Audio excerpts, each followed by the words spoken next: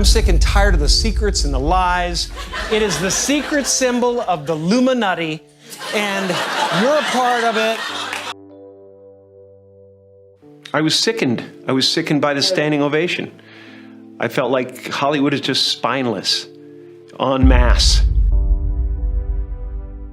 Jim unveils the veiled truth of the Illuminati, daring to dismantle the all-mocking tongue, that hollow emblem of power without purpose.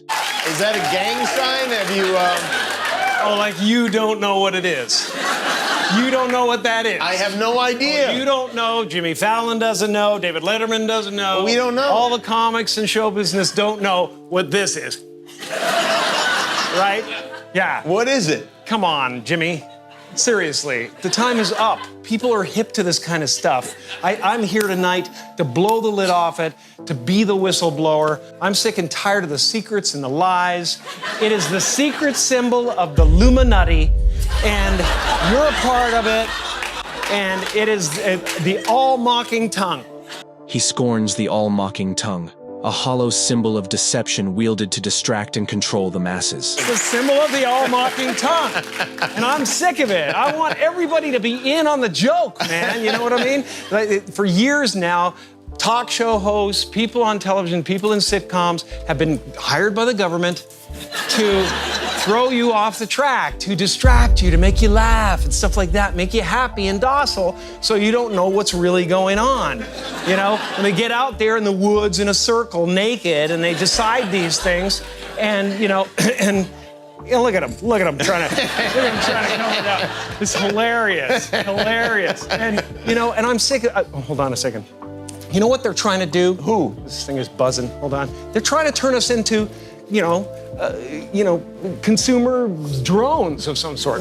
In his quest for meaning, he sought the ultimate void, a symbol of complete absurdity, and yet found the profound irony of existence staring back. There's no meaning to any of this, so I wanted to find the most meaningless thing that I could come to and join, and here I am. They're celebrating. I mean, you got to admit, it's completely meaningless. Well, they say they're celebrating icons inside. Celebrating Do you believe icons, in boy, icons? that is just the absolute lowest aiming, possibility that we could come up with. It's like icons. Do you believe in icons? I don't believe in personalities. I don't believe that you exist, but there is a wonderful fragrance in the air. True peace, Jim believes, lies in the formless realms, beyond the masks of ego, the inventions of the mind, and the fleeting disguises of identity. I don't believe in icons. I don't believe in personalities. I believe that peace lies beyond personality, beyond invention and disguise, beyond the red S that you wear on your chest that makes bullets bounce off. I believe that it's deeper than that. I believe we're a field of energy dancing for itself. There's things happening, and there are clusters of tetrahedrons moving around together. Okay.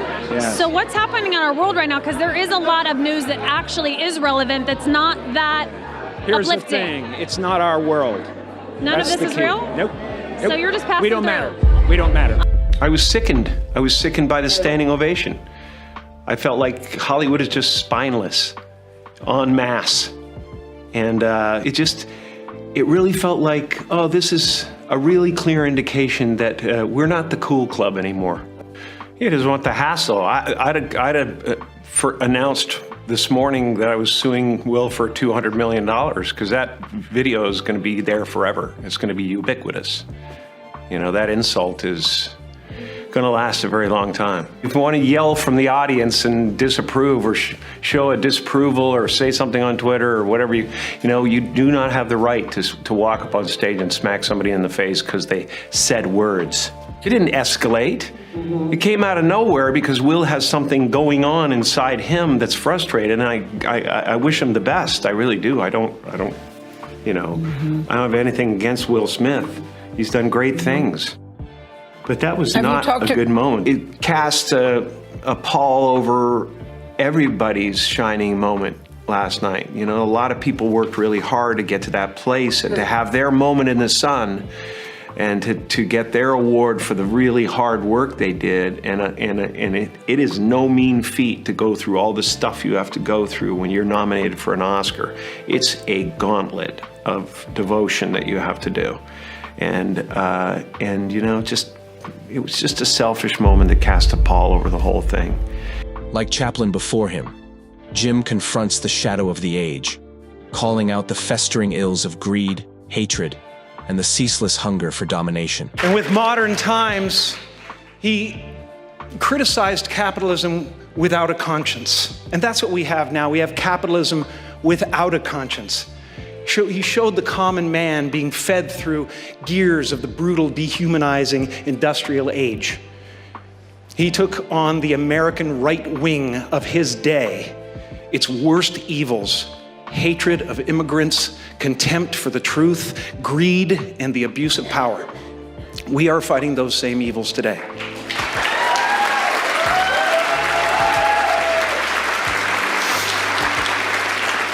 In America, in the United Kingdom, across the globe. And we need to be clear, shamelessness is not and will never be a superpower.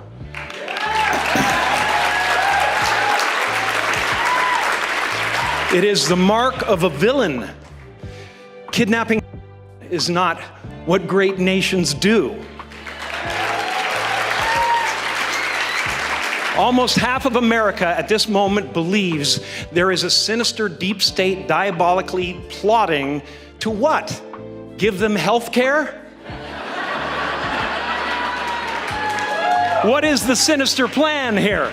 We in America are misinformed.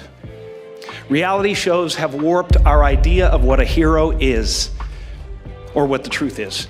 So tonight, I'd like to dedicate this award to those who remind us of our virtues, who remind us of the truth.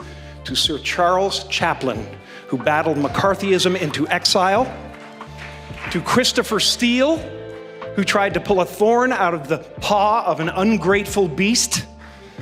To Christine Blasey Ford, to Colin Kaepernick. Authentic awakening, he reveals, is not an ascent, but a stripping away. A return to the unvarnished essence of being. A few months ago, after knowing Eckhart Tolle for a while and studying the books, I woke up and I suddenly got it. I understood suddenly how thought was just an illusory thing. And how thought is responsible for, if not all, most of the suffering we experience. And then I suddenly felt like I was looking at these thoughts from another perspective. And I wondered, who is it that's aware that I'm thinking? And suddenly I was thrown into this expansive, amazing feeling of freedom from myself, from my problems.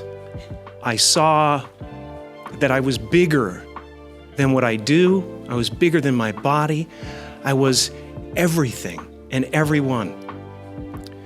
I was no longer a fragment of the universe. I was the universe.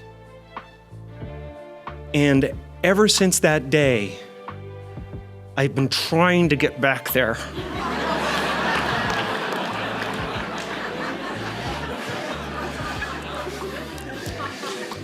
It comes and it goes. It's like riding a wave. Sometimes I'm on, sometimes I'm off. But at least I know where I want to go. And I want to take as many people with me as I possibly can, because the feeling is amazing. In the raw brilliance of The Truman Show, he holds a mirror to his soul, a reflection of humanity's struggle against fabricated realities. I mean, the projects you take, I mean, The Truman Show was another moment where, you know, I had to kind of deal with, well, you're not allowed to do that. You know, you've presented yourself one way, and you know, it's a tough thing to convince people that there's something more, or that they might want to see something different. But I've always believed, all the way along, I've believed that it was about a spark.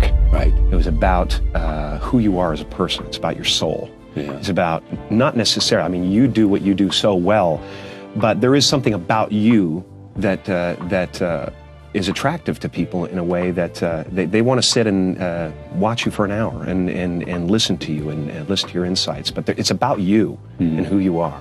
What is it worth? And that's what I've come to so many times in my career, in my life, is that I've said the safe road is going to pay off. There are many payoffs to it, but I can't be there and have my soul be on a completely different track. I just. It's always worth losing to me. It is. It's always worth risking. And if this other side of me is not a popular one in the scheme of things as far as movie tickets go, then you know what? I'll find a way to sneak it in there. I'll make a plan. I will show myself. You know, I will find a way. And even if I'm not as popular, I will live in that area. I will expand myself. You know. And what you want constantly changes? What he seeks has nothing to do with the glamour of lights or the applause of crowds. It is a longing for something infinitely more real. No, not necessarily. But what I want doesn't stem from show business generally. I mean, I started out with many desires as far as this business goes, and I've so surpassed all of them that it's not as meaningful to me anymore. I really love the work itself. I've examined myself on several occasions. Why am I really doing this? Am I doing this because I want to be famous? And I think there was an element to that when I started out. Sure. I wanted to be a rainmaker. Yeah. We should talk about that a little further. Well, what does that mean? That means I think I wasn't necessarily seen as much or as intently as I wanted to be when I was a kid. I had a job, at least in my own mind, and that was to make my mother feel better. She was kind of very ill in many ways, and so it was to make her feel better. And I think ultimately, I imitated my father. He was a very funny guy, but also I felt some need, and maybe I don't know whether they created it or I created it, but I felt a need to make them feel that their life was worthwhile, that they did something special just by the very fact that they brought me into the world. Yeah. So from a very young age, I wanted to convince them that I was a miracle. And then I wanted to convince the world that I was a miracle. and now I want to convince the world that I'm just like them. Well, what I'm finding is an interesting thing, because I have a lot of people asking me, well, are you afraid that people won't accept you? And I know that in my life, and at least in my, the circle of people I know and know my friends that know my work, it seems like, and even people I talk to, like you, it seems like people are almost waiting for it. That they've suspected that there's another level to me, and they're kind of intrigued and interested in what that might be. Jim speaks of humanity's addiction to answers, to formulas of bliss, even as the truth remains elusive, shimmering just out of reach. It's that, and it's an addiction, honestly. I mean, I'd love an addiction to just knowing yourself. Yeah, an addiction to trying to figure out and maybe this is an impossible task, but everybody's looking for bliss, in some way or another. And I think I've come to the realization lately that bliss comes in waves, and everybody gets a certain amount of it. Yeah. But in between, it's just hard work being in this body. And that it is the unwise person to expect bliss will be there all the time. Absolutely, absolutely. But you look for it. You look for it, and you wonder why you're off the beam all the time, or whatever. So I'm constantly examining myself. I probably do it too much. I've always overthought everything. I mean, you're reading Emerson, and you read. Right. Which is like the big thing for me, in life right now is the excerpt from Compensation, the essay he did on compensation, where it talks about that man would see the mermaid's head but not the dragon's tail. Yeah. And this is something that happens over and over and over in my life, in relationships, and in choices that I make professionally. A lot of times you just don't want to believe in the bad. But the bad is there, the negativity is there, or the obvious drawback to the situation is there, but you just go, I want. Yeah. And that comes down to the I will be done and everything biblical. So I'm always struggling with these concepts. My desire is my only problem in this world. Well, yeah, and self-respect is certainly one of the major problems in the world. Self-esteem is the reason for most ills. And, desiring what we don't have. I mean, September 11th was an example of someone's desires getting out of control. I mean, someone wanting what we have here or wanting to destroy what we have, so you always have to check. I mean, I'm always checking myself, always kind of trying to bring myself back when I'm feeling bad, trying to bring myself back to, hey, I'm sitting here with Charlie Rose, and this is a nice day, and life is pretty darn good. I just made a piece of work that I like and admire and feel good about it. And I think it makes people feel good. It's a strange animal because it's not what's expected of me. It's a gentle movie. It's not an adrenaline flick. So it's tough to be out there in the marketplace of pure adrenaline, but I think the overall effect that people have when they leave the movie is one of that they just had a breath of fresh air, and that's a nice thing to be able to give them. It's great. Fear may shadow every step, but he reminds us that it is a servant, not a master, a force we tame, not succumb to. Fear is going to be a player in your life, but you get to decide how much. You can spend your whole life imagining ghosts, worrying about the pathway to the future, but all there will ever be is what's happening here, and the decisions we make in this moment, which are based in either love or fear. So many of us choose our path out of fear disguised as practicality. What we really want seems impossibly out of reach and ridiculous to expect, so we never dare to ask the universe for it. I'm saying I'm the proof that you can ask the universe for it. My father could have been a great comedian, but he didn't believe that was possible for him. And so he made a conservative choice. Instead, he got a safe job as an accountant. And when I was 12 years old, he was let go from that safe job. And our family had to do whatever we could to survive. I learned many great lessons from my father, not the least of which was that you can fail at what you don't want. So you might as well take a chance on doing what you love.